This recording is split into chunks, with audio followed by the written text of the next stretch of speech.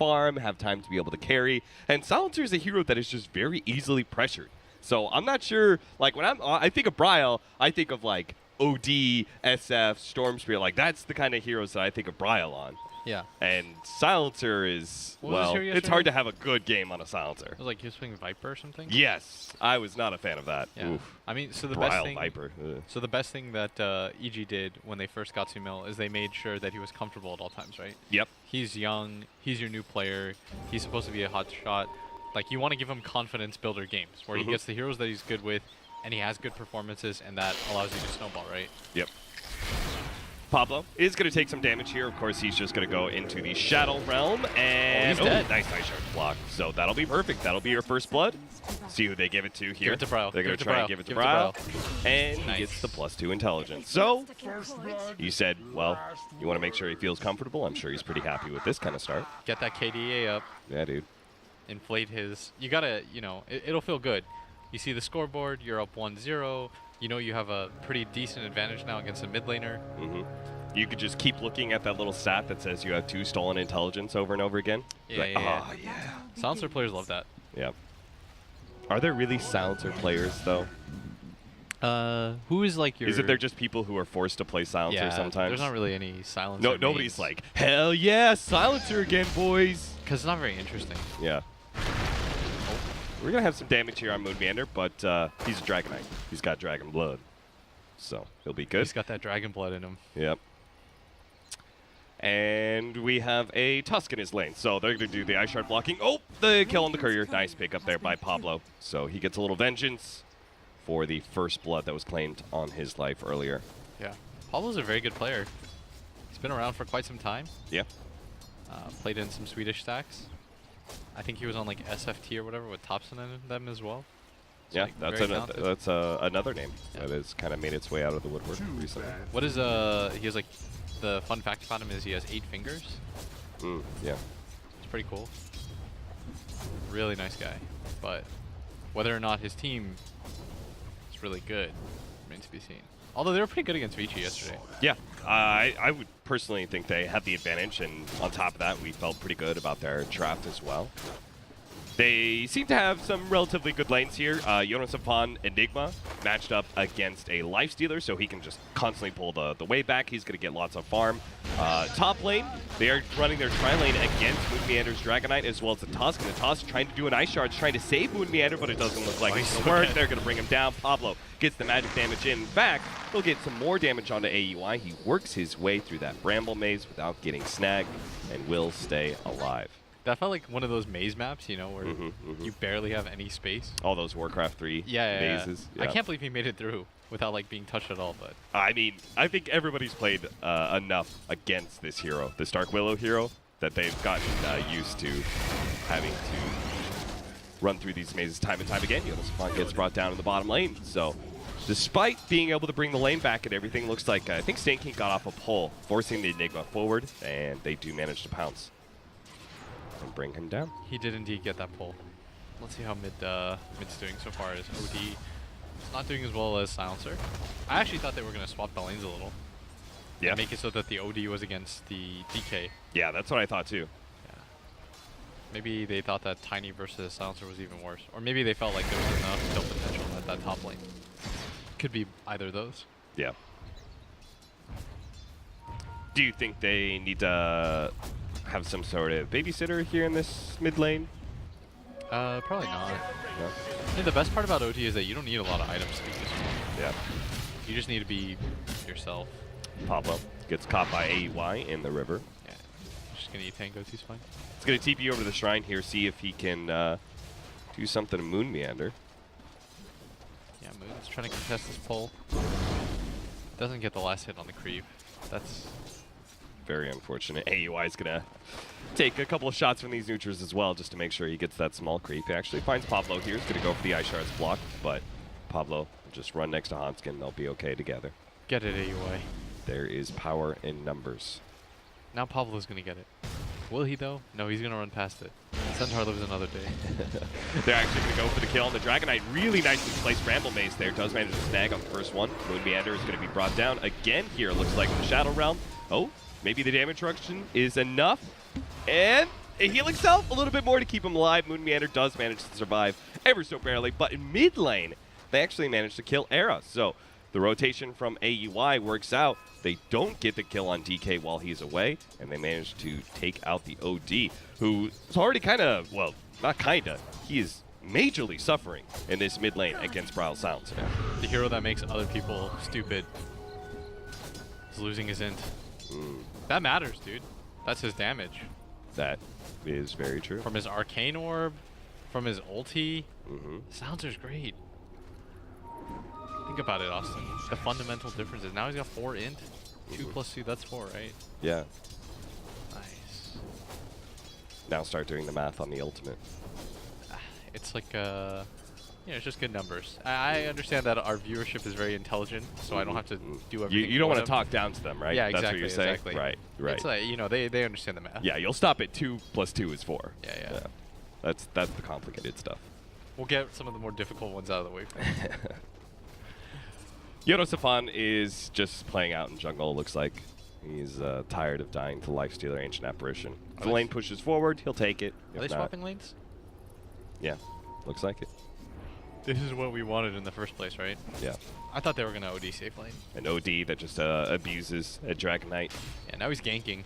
Yeah, so Goodbye, we're going to Moon. have a big kill here on Moon Meander. Poor guy is only level 3. All right. He's doing his job. Everybody leave so Eric can get solo experience. He gets level 5 as a result. That was pretty cool. But in this mid lane, now Pablo soaking up XP. He's up to level 3. Bryle, though, the thing about Silencer mid is you have to mess with him. And if you don't, then he's actually pretty strong. Like, because he's a strong laner. He deals good damage. The only downside of him is he's very easy to gank. And it's hard for him to come back because he doesn't have a flash farm mechanic. Yep. So those are the downsides of that hero. But for the most part, because of the way that they lane this, they mitigated almost all of that. So I was wondering, like, okay, what the hell are they going to do with the Tiny if they're going to move him out of lane? Apparently he's just going to clear through stacks, which he fails to stack one here. That would have been a triple stack. But Look at this. Frost is just like, yeah. now everyone's turn everyone into a core, I guess. Yeah. So the Dark Willow can get some experience in mid. La-di-da-di. I mean, there's a lot of value in getting Dark Willow level 6. After all, she's got 2 ultimates. Sure. Why not? 2 for the power of 1. Just keep making people stronger, eh? Yeah. Dota spells are just like amalgamations of other spells that are just stronger. Like Bramble Maze is just Pit of Malice, but that deals damage. It's a better early But game also version. doesn't guarantee it. Yeah. So what is her fear? What is her AoE fear? Her AoE fear. Is that just Queen a of better Pain's version level of Queen of 25? Pain's level Yeah. 25 talent? Yeah. Savage Roar.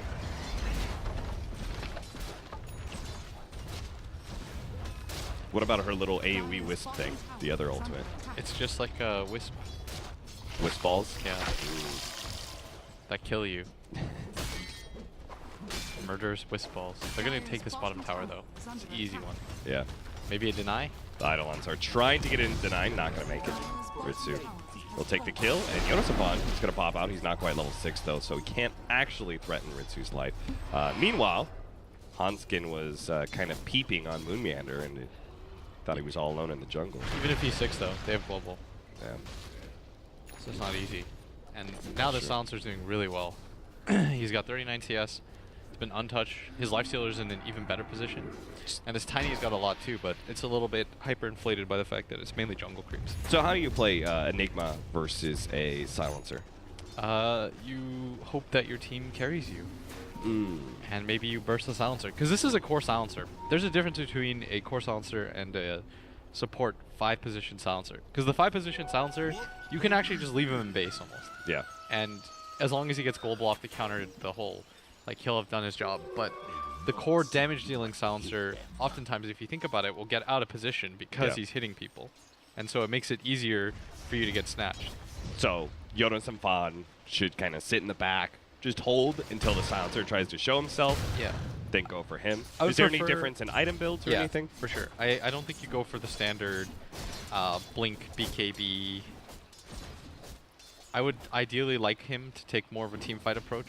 Okay. Dire's middle tower is under Would you attack. like like a Guardian Greaves Lotus Orb sort of build.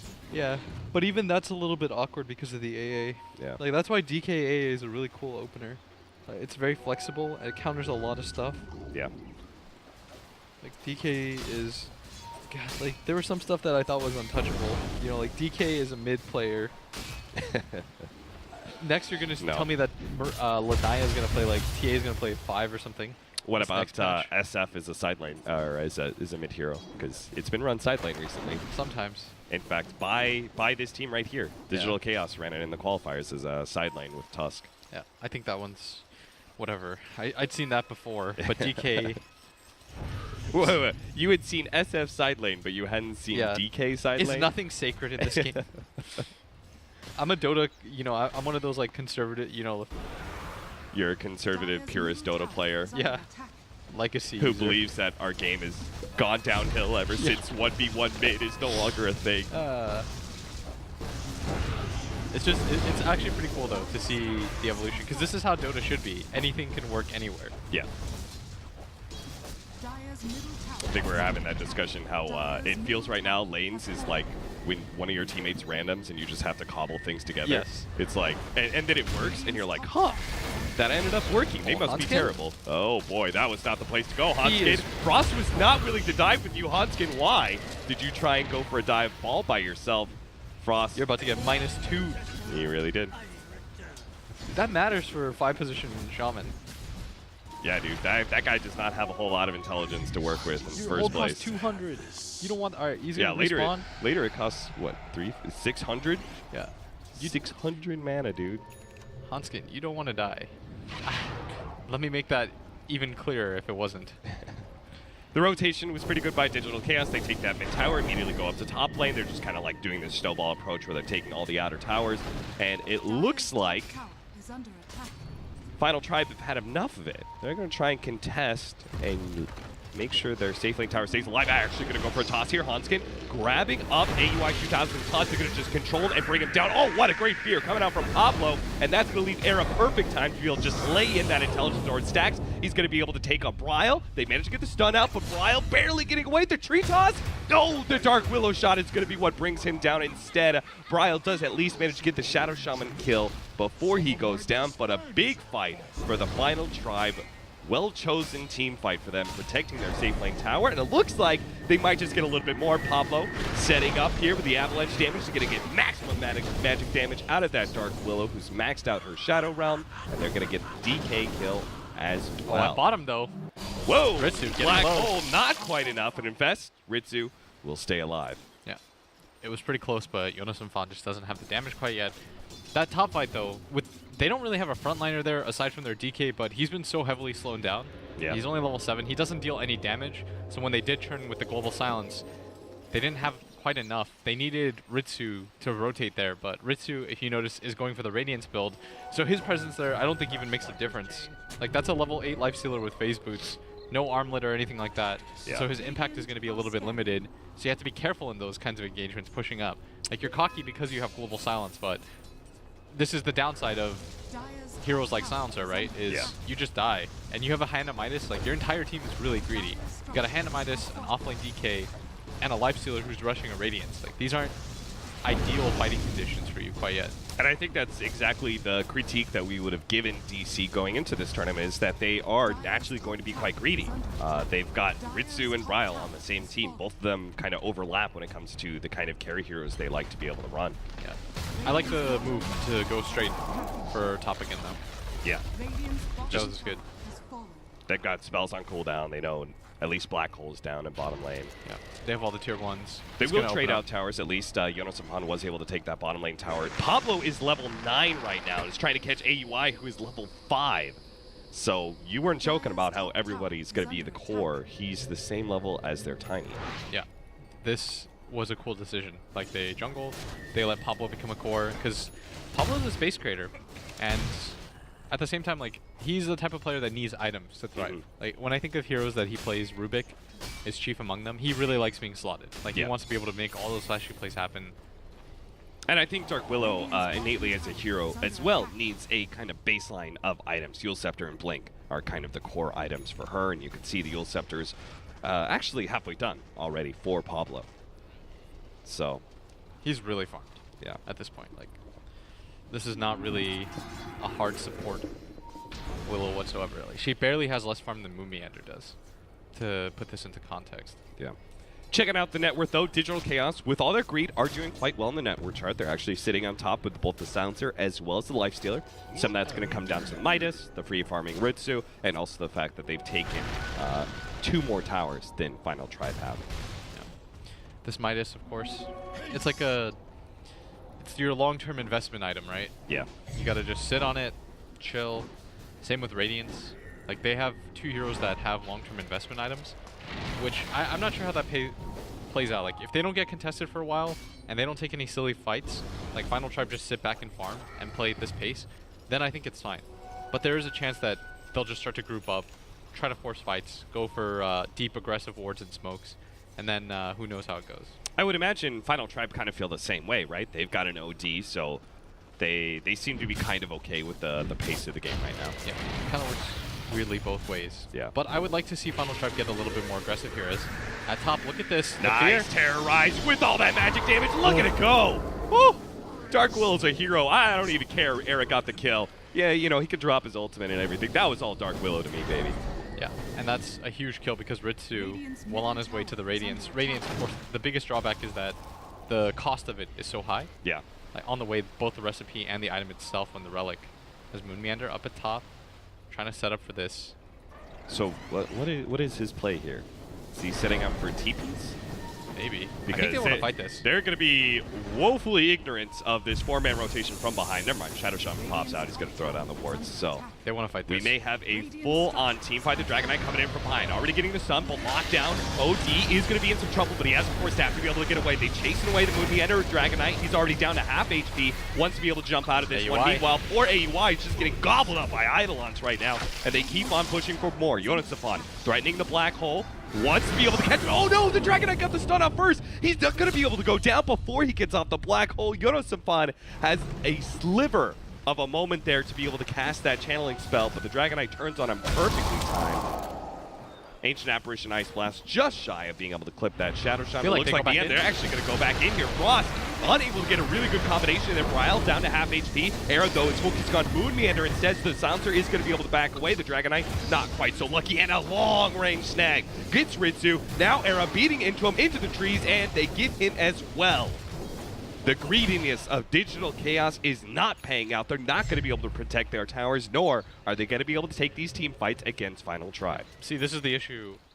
This is the biggest issue that I had with their item builds, is that you're playing so greedy that, yes, you can win like 1 or 2 engagements with this global silence, but as soon as it's down, Frost definitely made the right play there. Like, immediately jump in. Even if it looks a little bit wonky, you have a save with the Force Staff and the Astral onto Era, you're going to run them over because they don't have fighting items. Yeah, every single time. It's like just the combination by itself. It got the Silencer maybe close to half HP, but Bryle just had to run. Yeah. Like, once you're at half HP, a Silencer, especially with the lack of items that he has right now, like, he's just got to get out of there. Era doesn't have any of these qualms. Like, he didn't go Midas himself. Like, he Yep. just straight up gets this Force Staff, and he understands, like, I need to fight. My positioning matters more. And this decision for both these cores to do this. Because Moonmeander doesn't really factor into this game right now with how things are going. And so, as a result, I think he's getting kind of, like, left in the dust. Like, his team's selling him out in this regard. Like, They like, guys, needed to I can't be do able to anything. create some space for him, Yeah. right? They needed to be able to win some team fights that he would benefit off of. And that's just not the case. And if you are going to go these builds, you have to recognize, like, be fully cognizant. We can't take these fights. Yeah, and We as don't a deal result, damage. Final Tribe are just being able to get pickoffs around the map now. This Ancient Apparition falls. Yeah. You just continue to get aggressive around the map if you're a Final Tribe. Take these tier 1s. You don't even have to have an Enigma Black Hole. Like, look at what Jonas has done. Yeah. He's gone for the utility like we talked about. He's gone for Force Staffs because he knows that the initiation, it comes in the form of the open wounds or the snowball or the DK stun. All get countered by Force Staffs. Yeah, Force Staff, didn't think about it for an Enigma. Really cool choice, though. Like, their kite ability after the global is sick. Yeah. So even if you pop the global, you're okay on the side of Final Tribe. And they are going to force Digital Chaos into some sort of defense. They just keep on pushing into the tier 2, which they save the wards for.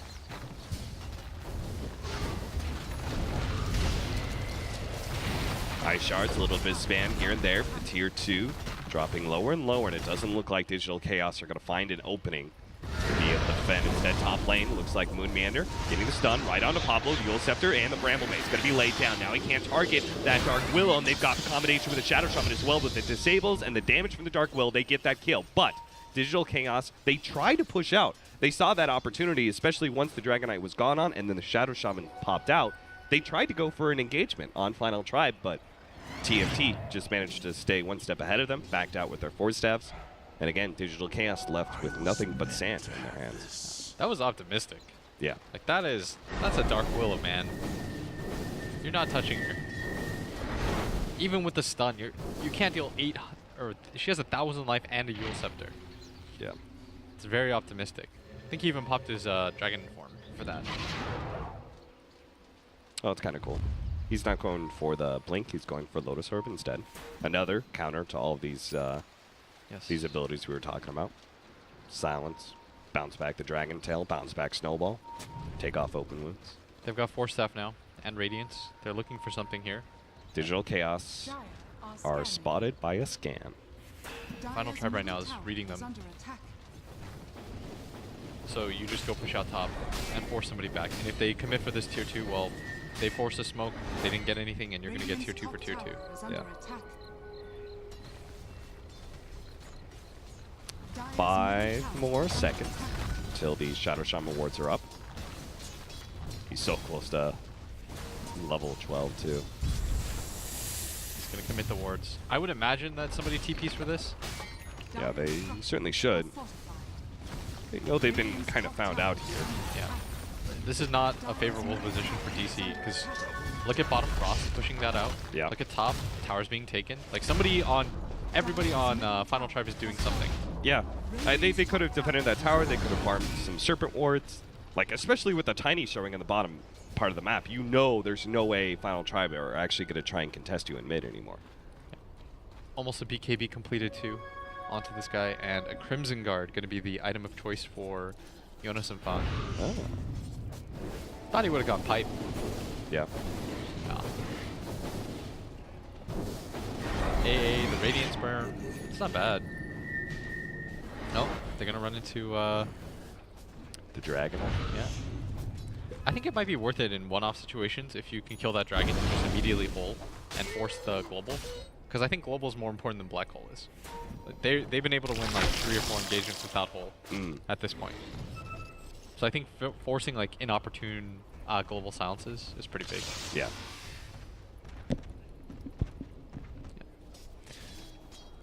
Silencer still has the most net worth. That's pretty surprising to me, considering the lost team fights, and yeah, maybe he has a hand of Midas, but Never underestimate. that guy doesn't really, Silencer doesn't really farm the greatest. Somewhere Grant's out there making sure that Brow's using it at all times. Yeah, well, he didn't use it for 1 second there, so The inefficient. Grant's pretty disappointed. I was talking to Grant about this matchup. He had the same complaints about the Viper pick. Bramble Maze onto Tusk. AY has no target to be able to snowball off of. Oh, Cool. nice hero. I think the only thing he could have maybe done is sigil on the neutrals and snowball to them. I can't really blame Dark Willow or anything though in this game. Yeah. Like what? In the sense that like I think some people say like OS Frog and stuff like that, but come on, like DC don't have moves to make. Yeah. At DC, you just gave a lot of times on Final Tribe to get everything they wanted. I mean, you had a tiny farming jungle, and Pablo was your de facto mid laner for like 5 whole minutes. The fact that wasn't punished was yeah. That was wild. Like, of course Dark Willow is going to be a threat if you just give her free farm. She actually just sat mid, Yeah. hitting creeps. And that was apparently just perfectly fine to do.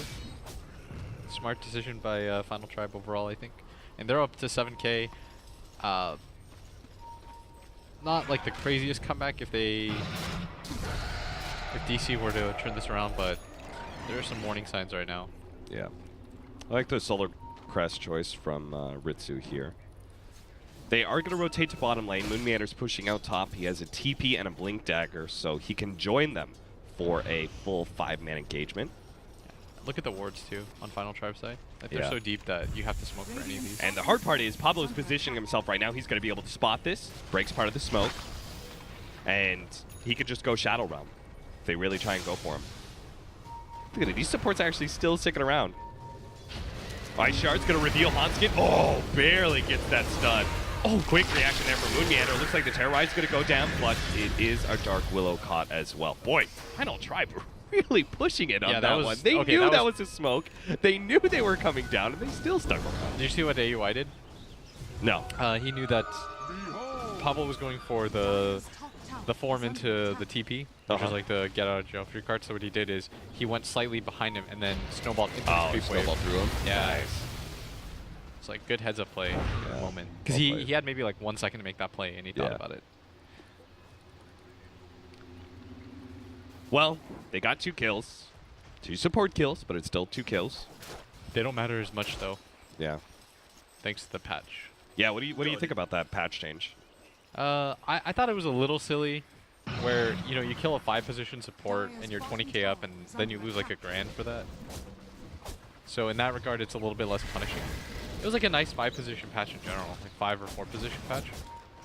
You can reward aggressive play with things like the buyback difference and the way that the gold works.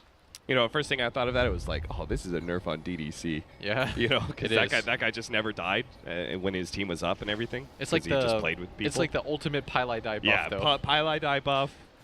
I think Solo's another good example of a support who's willing to make those kind of sacrificial plays.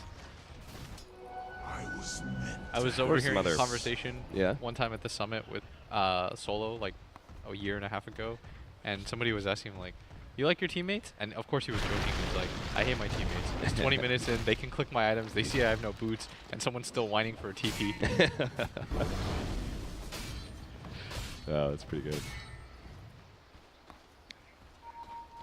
You know what also made me rethink? Remember the thing about Kuro and the Tusk level 10 talent? Yeah. Yeah, the 40% experience. Now it kind of feels the same way about net worth. Like, on certain, like, sacrificial 5s. Maybe it's not all that good to have... Oh, that wasn't Kuro, that was Saksa. Oh, I said that.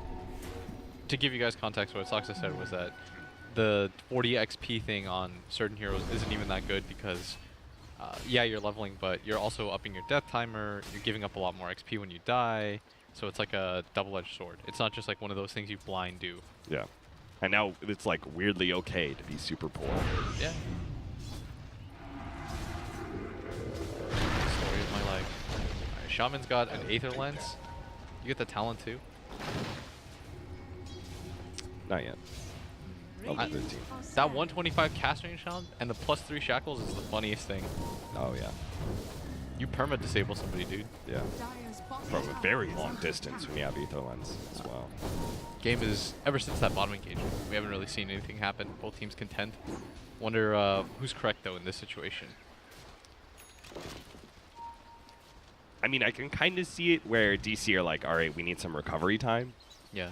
But you got to be feeling good if you're a Final Tribe and you're getting more and more time to farm on an Enigma, OD. If you look at Bryle's item, like, he's essentially just, he's Silencer. It's like or he's OD. Mm.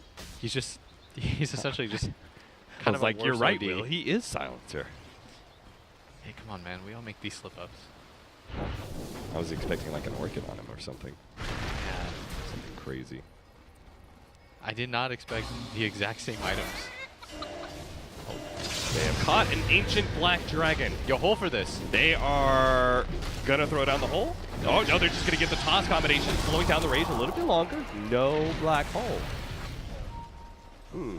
Would have been totally down. Yeah. Hole for global, and then just take Roshan or something.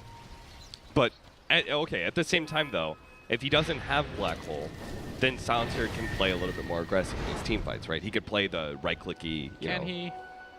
A little bit more, you know?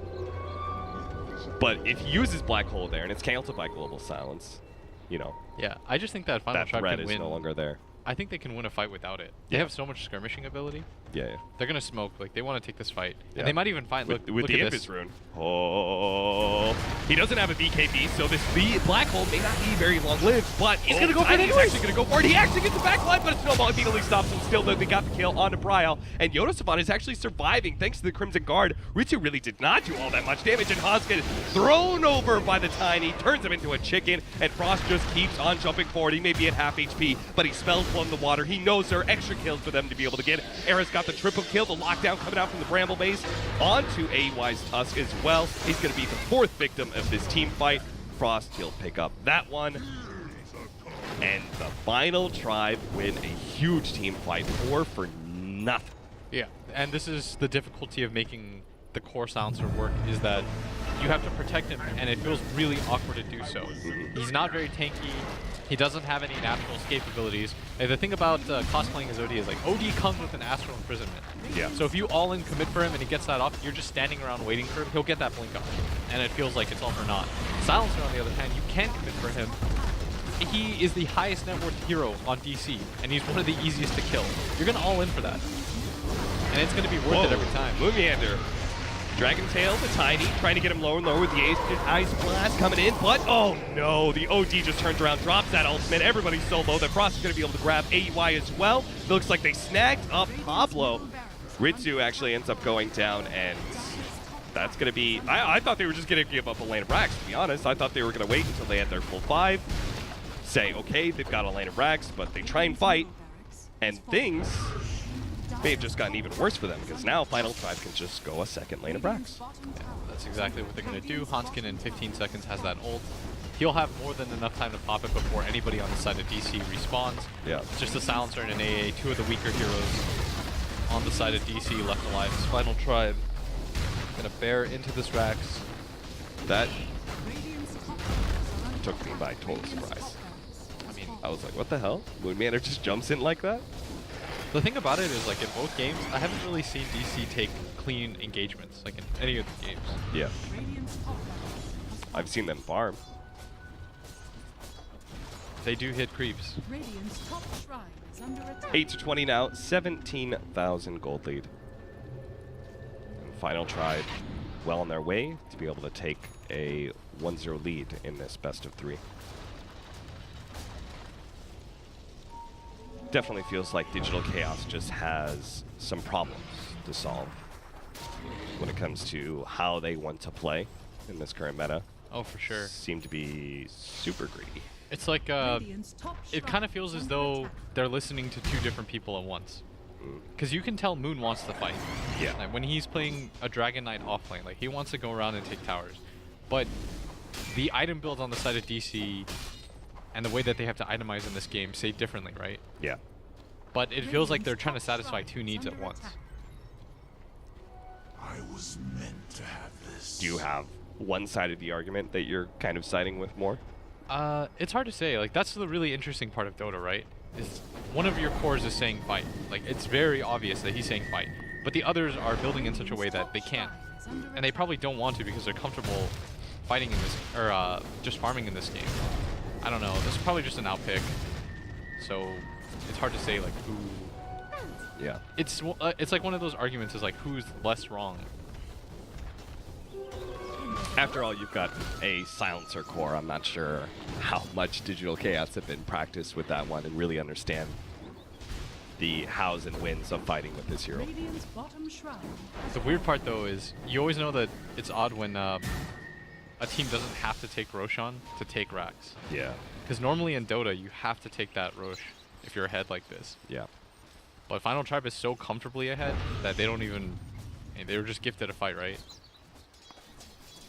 If everyone from DC respawns after taking the first one, they probably back and then go Rosh. But then DC ran in one by one, died, and then they lost the second set of racks, which puts them in a really hard position to recover in this game. Look at Pablo. It's just Invis right now, seeing if there's some pick off he can get. He's going to go for the Terrorize here on Ritsu. I'm not entirely sure why. Just feels good about it, I guess. Why not? Force Gotcha. people over and then go Rosh. It's a cool move. Yeah. Well, that's exactly what's going to happen. Bunch of heroes run down. Ritsu, are you okay? You okay, buddy? Meanwhile, Roshan is the one who's They're in real fast danger. though. They're reading this. Yeah, but Final Tribe is sitting on a high ground. They're not actually inside the Roshan pit right now. There's no Jonas though. If there's a fight to That's take, true. it's this one. How are they going to initiate? How are they going to be able to jump? Oh, the Blink Dagger already back. Ice Shard's going to block him off. The BKB turn. Era is just laying in the damage. Thanks to the Scythe of Ice, he drops the bomb. Hits Stanking in the back line as well. Pablo wants to be able to find more. He throws his stun onto Stan King. So he could be the next one left behind. But Final Tribe are not going to risk it. With Jonas Amfan not here, they're going to play it safe. They just run back to the Roshan pit. They're going to take that for free. Pass range on the Shaman. Yeah. I thought that OD for a second because of how far away he was. Had to hex himself. Yeah, I thought it was the Scythe of Ice from him Yeah. that came down. But no, that was just the Hanskin's long-range hex. No, he's just really... Wait, is Dragon Knight Queen Banner? Is he gonna go in? Oh, he's gonna go in. He's got it in his best spot. He immediately tries to lay into the Tiny, but saved by air. Now OD does not have a save himself. He's got the Hurricane Pike to get a little bit more distance against Ritsu, and he's gonna turn with that Scythe of Ice he just picked up. But the damage, it's not gonna come fast enough, so Era has to save himself with the imprisonment. Meanwhile, the Black Hole going down is gonna be able to bring down Bryle. Bryle, Moon Meander is all that's left. Ritsu is gonna try and at least kill the OD, maybe Hanskin as well, but they've already called the GG. Ritsu is fighting in vain.